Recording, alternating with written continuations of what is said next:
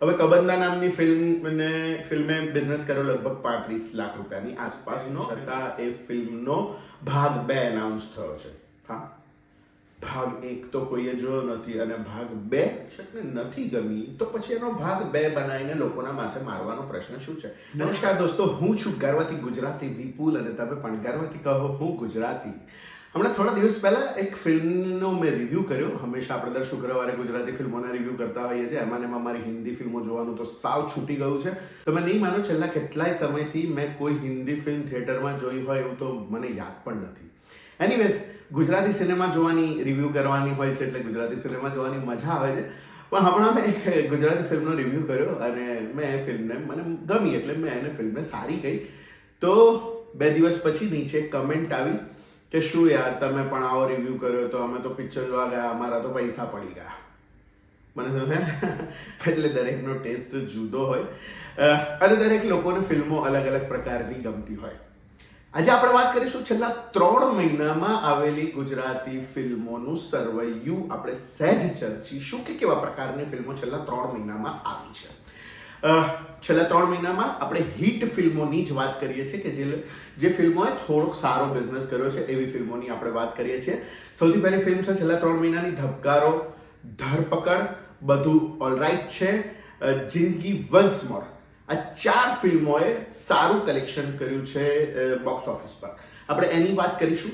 સૌથી પહેલા વાત કરીએ આપણે ધબકારોની. ધબકારો એ બહુ જ હિટ ફિલ્મ રહી. લગભગ 10 કરોડની આસપાસનો એને બિઝનેસ કર્યો અને ફિલ્મ જ્યારે પ્રિવ્યૂ થયો હતો ત્યારે આમિર ખાને એને ફિલ્મને બહુ જ વખાણી હતી અને બહુ જ હાઈપ ઊભી થઈ હતી અને બધા લોકોએ ફિલ્મને જોવા ગયા હતા. પણ એ ફિલ્મના પણ મિક્સ રિવ્યૂ હતા. ઘણા બધા લોકોને જૈનો વાળો કોઈ એંગલ નડ્યો હતો, મુસ્લિમ વાળો કોઈ એંગલ નડ્યો હતો અને એ વાતને લઈને ઘણા લોકોએ વિરોધ પણ કર્યો હતો આ ફિલ્મનો. આવી પણ એક વાત થઈ હતી. ધરપકડની વાત કરીએ તો ધરપકડે પણ લગભગ 3 કરોડ ઉપરનો બિઝનેસ કર્યો છે અને એક અલગ પ્રકારની ફિલ્મ બનાવવામાં આવી હતી. એક સાયબર ક્રાઇમની ફિલ્મ હતી, થોડો જુદો વિષય હતો, પણ એમાં પણ અગેન 2 મત હતા કે ક્લાઇમેક્સ થોડો કંઈક જુદો હતો અને ફિલ્મ કંઈક જુદી ચાલી હતી. બધું ઓલરાઈટ છે.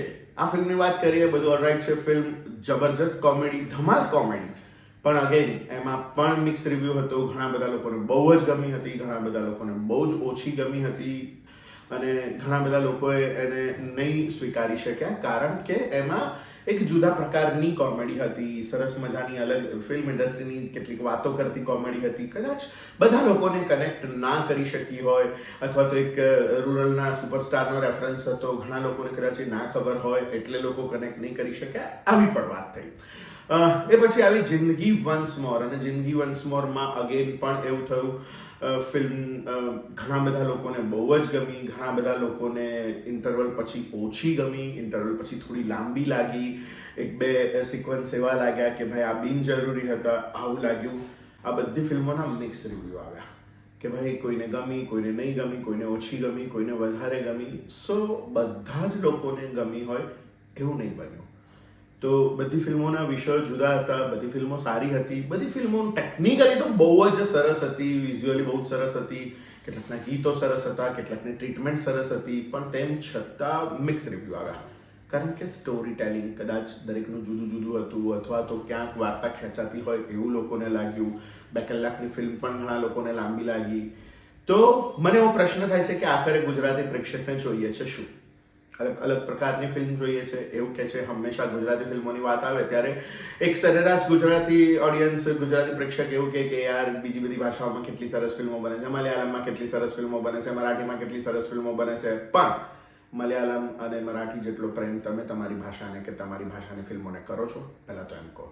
તો પછી અને જો કરતા હોવ તો એવા જ અલગ પ્રકારની ફિલ્મો પણ આપણે ત્યાં બને છે, જેમ કે કડકનાથ. ગઈકાલે કડકનાથ નામની એક ફિલ્મ આવી પરમ દિવસે અને એક અલગ જ જોનર છે, એક મર્ડર મિસ્ટ્રી છે, એક અલગ સેટઅપમાં, આદિવાસી સેટઅપમાં કહેવાયેલી ફિલ્મ છે. સાહેબ જો મલયાલમમાં આ ફિલ્મ આવી હોત ને તો ચોક્કસ હિટ જાત અને આપણે પણ બધા જોત. એવા પ્રકારની આ ફિલ્મ છે. હા, એમાં પણ ઘણા બધા લૂપહોલ્સ છે, ઘણી બધી વસ્તુઓ છે જેના છેડા નથી મળતા, અંકોડા નથી મળતા, એવું છે. પણ તેમ છતાં એક અલગ પ્રકારનું સિનેમા છે, અલગ પ્રકારની વાર્તા છે અને એકદમ રૂરલમાંથી આવતી વાત છે, જમીન સાથે જોડાયેલી વાત છે. તો આપણે હવે ફરિયાદ ના કરી શકીએ કે એવા પ્રકારની ફિલ્મો નથી આવતી. એવા પ્રકારની ફિલ્મો પણ બને છે પણ આપણે જોવા નથી જતા કદાચ, કારણ કે આપણને જોઈએ છે મનોરંજન. માત્ર ને માત્ર. અને મનોરંજનમાં પણ ઘણી બધી ફિલ્મો મનોરંજક આવે જ છે, પણ તેમ છતાં એ ફિલ્મોમાં પણ આપણને કંઈ ને કંઈ વાંધો દેખાય છે. હા, અગ્રી કે એ બધી ફિલ્મોમાં નાની મોટી કંઈક ને કંઈક ભૂલો હોતી હોય છે, પણ તેમ છતાં વિષયો નવા બનવા લાગ્યા છે, વસ્તુઓ જુદી બનવા લાગી છે. તો વારે વારે મને પ્રશ્ન એ જ થાય છે કે આખરે સરેરાશ ગુજરાતી પ્રેક્ષકને જોઈએ છે શું? કેવા પ્રકારની ફિલ્મો ગુજરાતી પ્રેક્ષક ઈચ્છે છે?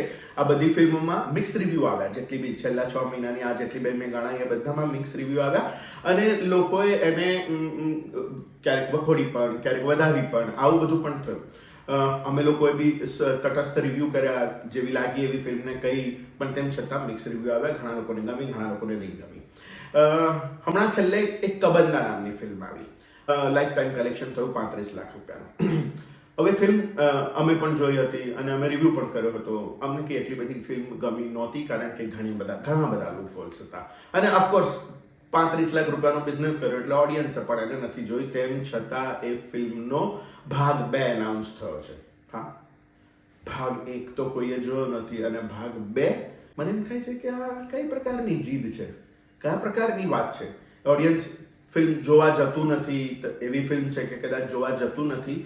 દરેક મેકર્સનો પ્રયત્ન બહુ જ નિષ્ઠાપૂર્વકનો હોય છે. અઘરી, દરેક પ્રમાણિકતાપૂર્વક જ ફિલ્મ બનાવે છે, પણ તેમ છતાં ફિલ્મ પ્રેક્ષકને નથી ગમી, તો પછી એનો ભાગ 2 બનાવીને લોકોના માથે મારવાનો પ્રશ્ન શું છે? અને આવી ફિલ્મો જોયા પછી ગુજરાતી ફિલ્મો પ્રત્યે લોકોની ઉદાસીનતા વધી જાય છે, અને આ હકીકત છે. તો ફરી એકવાર પ્રશ્ન એ પૂછું છું કે આટલી બધી પિક્ચર આવી, આટલી બધી ફિલ્મો આવી 2026ના છેલ્લા 3 મહિનામાં, અને ઘણી બધી ચાલી, ઘણા બધા, આ બધી જેટલી ફિલ્મો આગળ બોલ્યો એ બધી 3 કરોડ ઉપરનો બિઝનેસ લગભગ કર્યો છે, ઘણી સફળતાપૂર્વક ચાલી રહી છે, અને લોકોને ગમી પણ છે. તો આખરે ગુજરાતી સરેરાશ પ્રેક્ષકને જોઈએ છે શું?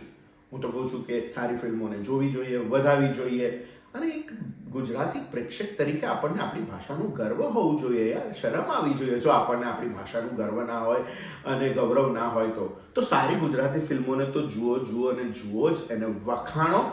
અમારા રિવ્યૂ જોઈને ના જોતા તમે જાતે જઈને નક્કી કરો કે આમાંથી કઈ ફિલ્મો સારી છે ને કઈ ફિલ્મો ખરાબ છે. પણ પ્લીઝ ગુજરાતી ફિલ્મો જુઓ, સારી ફિલ્મોને જુઓ. ખરાબ ફિલ્મો છે તો ચોક્કસ એને વખોડો, કોઈ જ પ્રોબ્લેમ નથી. મેકર્સોને પણ ખબર પડે કે એમણે ક્યાં ભૂલો કરી છે. તો દોસ્તો, કમેન્ટ બોક્સમાં જરૂરથી લખો કે આ છેલ્લા 3 મહિનામાં આવેલી કઈ ફિલ્મ તમને ગમી, તમને કેવા પ્રકારની ફિલ્મો જોવાનું ગમે છે એ પણ લખો. હજી ઘણી બધી ફિલ્મો આવી રહી છે આવતા મહિનાઓમાં. ગઈકાલે જ એક ફોરેનના લોકેશનમાં શૂટ થયેલી એક ફિલ્મનું ટ્રેલર ટીઝર રિલીઝ થયું, જેનું નામ છે લાયક નાલાયક. બહુ જ બધા કલાકારોનો કાફલો એમાં ભર્યો છે. જોઈએ ફિલ્મ પણ કેવી નીકળે છે. તો દોસ્તો, તમને મારો આ વિડીયો ગમ્યો હોય તો એને લાઈક કરો, શેર કરો. હજી સુધી પણ તમે મારી આ ચેનલને સબસ્ક્રાઇબ ના કરી હોય તો જલ્દીથી સબસ્ક્રાઇબ કરો. મળીએ દોસ્તો નવા વિડીયોમાં નવી વાત સાથે. ત્યાં સુધી સ્વસ્થ રહો, મસ્ત રહો. આવજો.